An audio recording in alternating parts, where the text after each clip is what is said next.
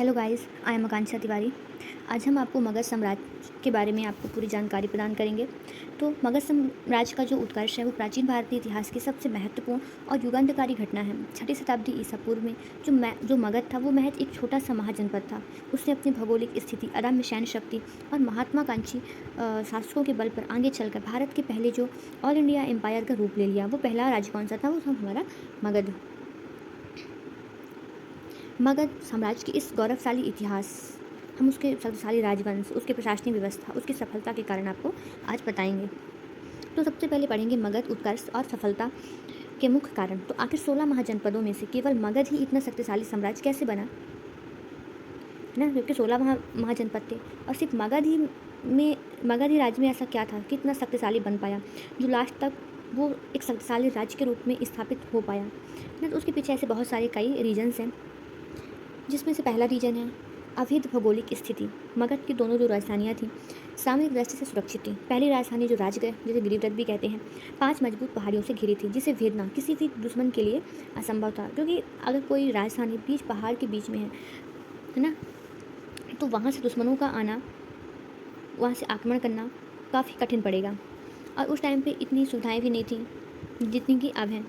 फिर दूसरी जो राजधानी है वो पाटलिपुत्र, जो गंगा, सोन और गंडक नदियों के संगम पर स्थित थी। बीच नदी के मतलब चारों ओर नदी थी और बीच में ये स्थित थी। तो एक जल दुर्ग की तरह काम करती थी और व्यापार और सेना के आवागमन के लिए जल प्रदान करती थी। फिर यहाँ लोहे की काफ़ी प्रचुरता थी। मगध के पास जो आधुनिक छोटानाग पठार था, झारखंड का जो क्षेत्र था, वहाँ लोहे की समृद्ध खदानें थी, जिसकी वजह से मगध को उच्च कोटि के युद्ध अस्त्र शस्त्र जैसे पैने हो गया, तीर हो गया, भाला हो गया, तलवार हो गया, है ना, और कृषि के लिए एक मजबूत हल बनाने में भारी बढ़त मिली। फिर सेना में हाथियों का प्रयोग हुआ। भारतीय इतिहास में मगध जो था वो एक ऐसा पहला राज्य था जिसने अपनी सेना में बड़े पैमाने पर हाथियों का उपयोग किया। मगध के घने जंगलों से आसानी से हाथी पकड़े जा सकते थे। इन हाथियों ने दुश्मनों के किलों को तोड़ने और दलदली जमीन को पार करने में अचूक भूमिका निभाई।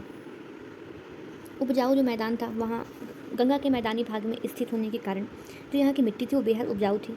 अधिशेष कृषि उत्पादन, सरप्लस प्रोडक्शन के कारण जो राजा को भारी मात्रा में टैक्स मिलता था, जिससे एक विशाल और स्थायी सेना का खर्च उठाना आसान हो गया। फिर रूढ़ी मुक्त समाज था। जो मगध के लोग थे वो रूढ़िवादी वैदिक कर्म कांडों से दूर थे। यहाँ बौद्ध और जैन धर्म का प्रभाव हो चुका था, जिससे समाज में नए विचारों, व्यापार और विस्तारवादी नीतियों को आसानी से स्वीकार किया गया। फिर मगध साम्राज्य के प्रमुख राजवंश और उनका योगदान। तो मगध के सिंहासन पर कई पराक्रमी राजवंशों ने अपना शासन किया, जिन्होंने इसकी सीमाओं को लगातार फैलाया है। जैसे पहले थे हर्यक वंश। इस वंश को मगध का पहला वास्तविक ऐतिहासिक राजवंश माना जाता है।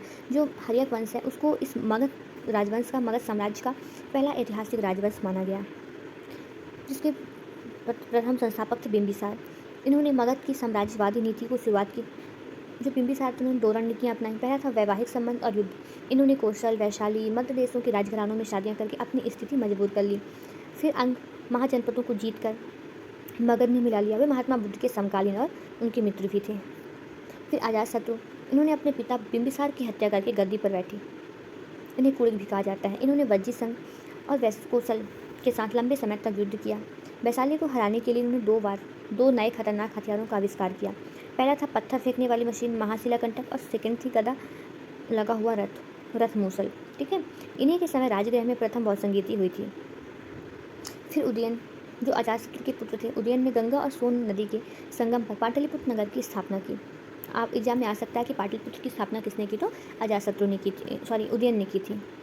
और मगध की राजधानी को राजगृह से पाटलिपुत्र स्थानांतरित किया था। फिर शिशुनाग वंश आ गया।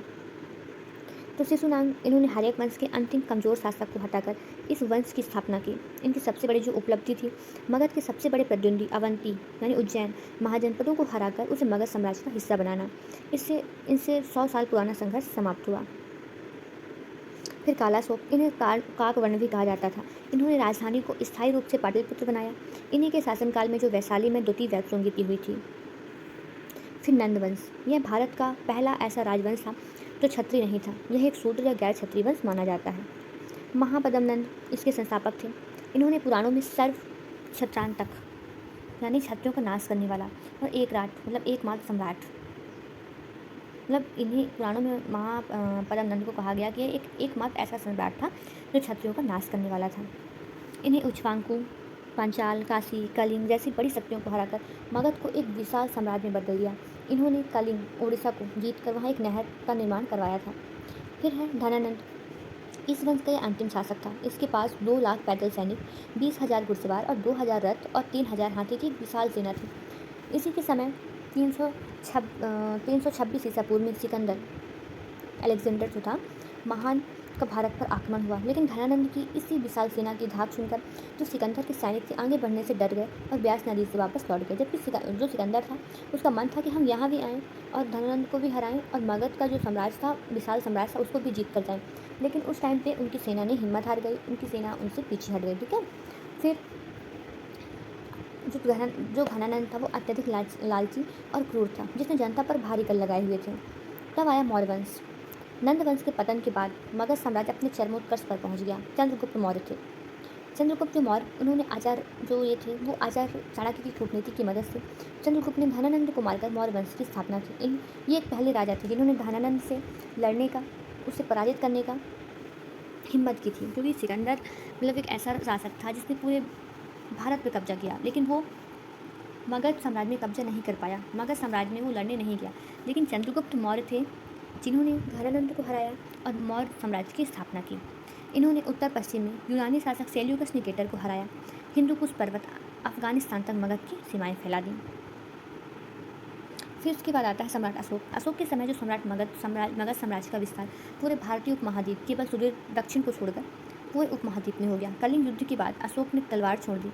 मगध साम्राज्य की शक्ति को सांस्कृतिक और आध्यात्मिक विजय यानी धम्म के रूप में पूरी दुनिया में फैलाया। और ये गौतम बुद्ध के अनुयायी थे। ठीक है। फिर मगध साम्राज्य की शासन और प्रशासनिक व्यवस्था। विशाल साम्राज्य को संभालने के लिए मगध के शासकों ने एक अत्यंत कड़क और सुव्यवस्थित प्रशासनिक तंत्र विकसित किया। केंद्रीकृत शासन। राजा जो था वो शासन का केंद्र बिंदु और सर्वोच्च सेनापति होता था। उसकी सहायता के लिए अमात्य, मंत्री और उच्चाधिकारी होते थे। स्थायी विशाल सेना थी। मगध के पास भारत की सबसे पहली बड़ी स्थायी सेना स्टैंडिंग आर्मी थी, जिसका रखरखाव पूरी तरह से राजकीय कोष से किया जाता था। सैनिकों को नगद वेतन दिया जाता था। फिर जासूसी तंत्र।